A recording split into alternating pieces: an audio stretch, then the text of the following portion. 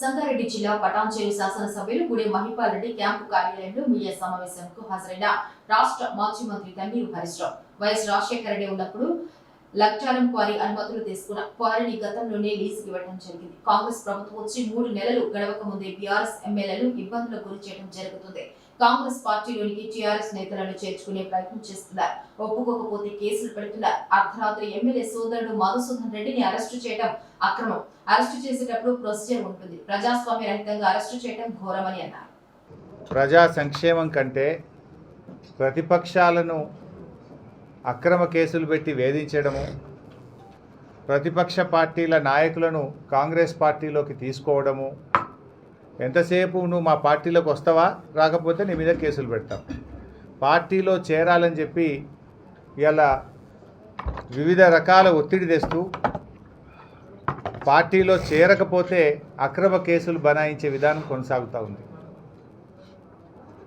ఇవాళ కాంగ్రెస్ పార్టీ విధానం మీరు ఎంతసేపు ప్రజలకు ఇచ్చిన హామీలు అమలు చేయడం మీదనో, ప్రజా సంక్షేమాన్ని గాలి కొదిలేసినారు. రాష్ట్రంలో పంటలు ఎండిపోతూ ఉన్నాయి. రాష్ట్రంలో ప్రజలకు తాగడానికి నీళ్లు రాని పరిస్థితి ఉన్నది.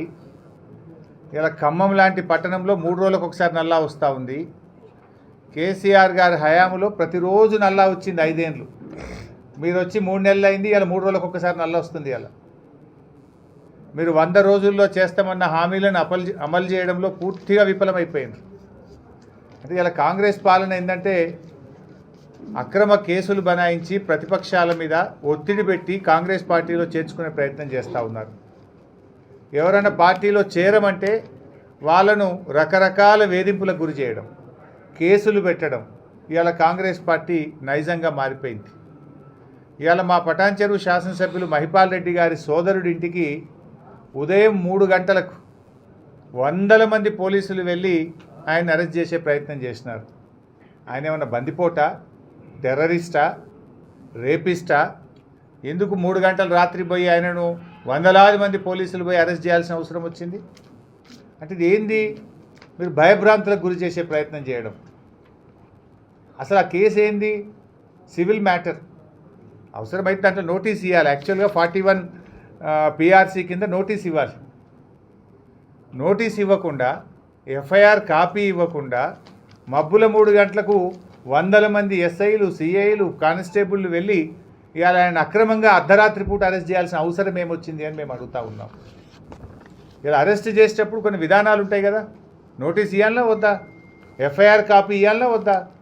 మబ్బుల 3 గంటలకు మీరు అరెస్ట్ చేస్తారు, 10 దాకా ఎఫ్ఐఆర్ కాపీ ఇయ్యారు అడిగితే ఇది ఎక్కడి విధానమో అని మేము అడుగుతూ ఉన్నాం.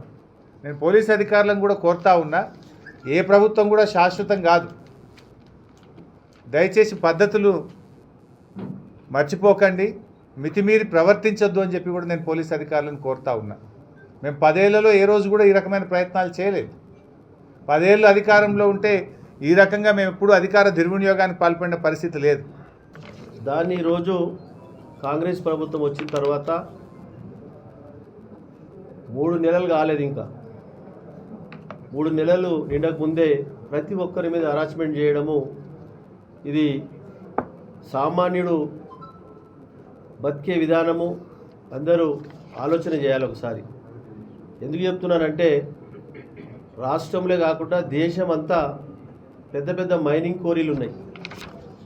మేము తప్పు చేసినట్టుగా ప్రూఫ్ అయితే పెనాల్టీ వేయండి, నోటీస్ వేయండి, ఎక్స్ట్రా క్రషింగ్ చేస్తే. అది రూల్స్ అండ్ రెగ్యులేషన్. దాన్ని మీరు అనవసరమైనటువంటి కేసులు పెట్టి రాత్రి 3 గంటలకు ఒక మర్డరిస్టు, ఒక దొంగను అరెస్ట్ చేయడానికి 100 మంది పోలీసులు, సిఐలు వచ్చి ఇంటి మీద అటాక్ చేయడం జరిగింది శాంతినగర్లో. ఇదంతా టీఆర్ఎస్ ఎమ్మెల్యేల మీద జరుగుతున్న హరాస్మెంటు. ఈ హరాస్మెంట్ అనేది తగదు.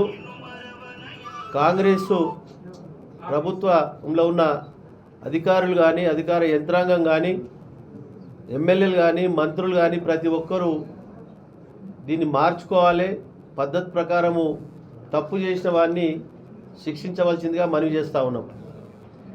ఎందుకంటే పటాన్చెరు నియోజకవర్గంలో 38 మైన్స్ కోరీలు ఉన్నాయి, క్రెషర్ కోరీలు. అందులో ఒక 4-5 తప్ప అన్నీ ఎక్స్పైర్ అయిన డేట్లు అది పర్మిషన్ లేకుండా నడిపిస్తూ ఉన్నారు. మేము 10 సంవత్సరాలు ఎమ్మెల్యే చేసినాం, 10 సంవత్సరాలు టీఆర్ఎస్ ప్రభుత్వం ఉంది. ఏ ఒక్కరి మీద గిట్ట మేము ఒక తెల్లకాయ మీద కంప్లైంట్ ఇవ్వలేము. ఈరోజు కాంగ్రెస్ ప్రభుత్వము ప్రతి ఒక్కరిని వేధిస్తూ ఎక్కడ వీక్ పాయింట్ ఉంది, ఎక్కడ వీళ్ళని క్రష్ చేసి పార్టీలోకి తీసుకోవాలి, ఒక సిస్టమ్ అనేది పెట్టుకొని ఈ అరాచకాలు మొదలు పెడతా ఉన్నారు. జీవితంలో నేను ఈ నియోజకవర్గ ప్రజల ఆశీర్వాదంతో టీఆర్ఎస్ పార్టీ తరఫున 3 సార్లు ఎన్నిక కావడం జరిగింది. ఈ 3 సార్లు ఎన్నిక నియోజకవర్గ ప్రజల ఆశీస్సులు. నేను తప్పు చేసినట్టు ప్రజలకు తెలిసి ఉంటుంది ఎప్పటికప్పుడు. నేను తప్పు చేసి ఉంటే మొట్టమొదటిసారి గెలిచినప్పుడే రెండోసారి కింద బండకేసి కొట్టేవాళ్ళు. కాబట్టి ఈరోజు మేము కానీ, మా కుటుంబం కానీ,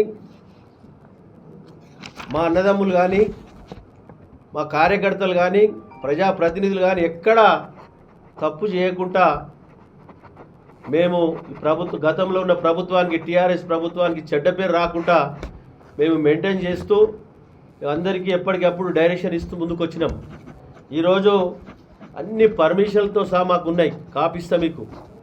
టోటల్ పొల్యూషన్ కానీ, ఈసీ కానీ అన్ని పర్మిషన్లు ఉన్నాయి. వాళ్ళు ఏమంటారంటే మీకు అలాట్మెంట్ అయ్యేదానికంటే ఎక్కువ క్రషింగ్ చేసిరని చెప్తా ఉన్నాం. ఓకే చేసిరు మీరు. ఇప్పుడు అధికారులు ఏం చేసినా ఏమైనా ప్రభుత్వం తరఫున జిల్లా మంత్రిగా హరీష్ రావు గారు ఉన్నారు. హరీష్ రావు గారితో మీకు ఎప్పుడైనా ప్రెషర్ వచ్చిందా?